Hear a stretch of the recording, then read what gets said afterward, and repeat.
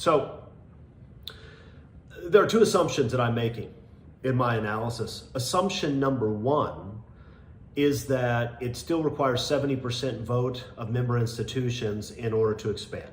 That was widely reported at the time USC and UCLA joined the Big Ten. I assume that bylaw is exactly the same.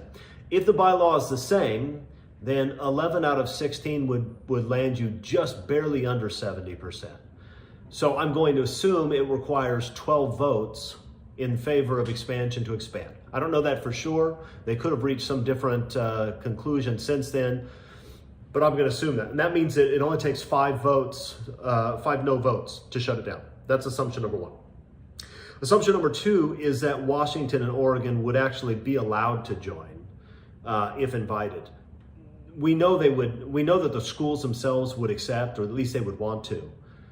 Staying in the Pac-12 after USC and UCLA go, in light of the uncertainty there, in light of the terrible media deal it appears they're about to sign, would not at all be appealing.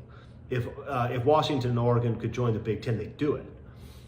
The question is whether they'd be allowed to. There are state legislators in both states who have raised the possibility that the state legislature would stop them from leaving Washington State and Oregon State behind. And obviously, any law like that would just make it so those schools could never join the Big Ten.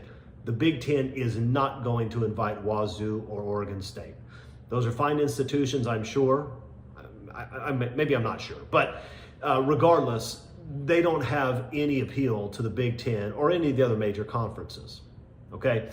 So I'm going to assume that Oregon and Washington would be allowed to join if they were offered admission.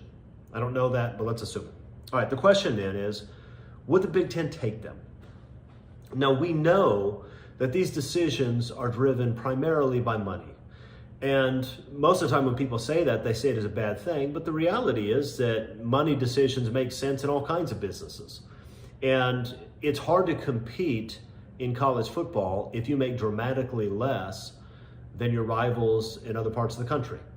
If you want to beat Alabama, and if Alabama has enough money to hire the best coaching staff, the best analysts, to have the biggest recruiting budget, to have the nicest facilities, it's going to be tough to beat them. Doesn't mean it's impossible, but it's tough. They're already good and they're smart. If they also have all those material advantages, you're going to have a tough time catching them. And so money does matter, and these decisions aren't foolish.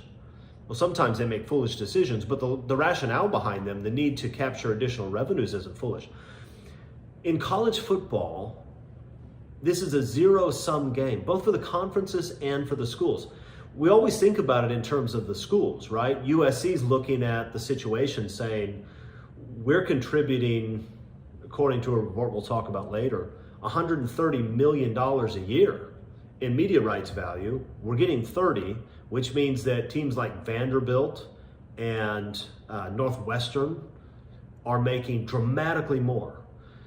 And USC realizes that Ohio State and Michigan and Alabama and Georgia and just about everybody else that's a major power in college football is making dramatically more money than USC is, and that the discrepancy is probably going to get worse. So it's obviously a zero-sum game for USC. If somebody else is making the money and you're not, then you're going to be in trouble. So you can never say, well, we're making enough. You're not making enough if somebody else is making twice as much. But the same is true for the conferences, because I want you to think about this. There are only so many primetime key slots for college football telecasts, right? You're going to have Saturday afternoon and Saturday primetime on a few different networks. That's it. There are only a handful of games that can occupy that prime territory. And there's only a certain number of dollars that are floating around by these handful of networks in order to pay to put a college football game in that time slot.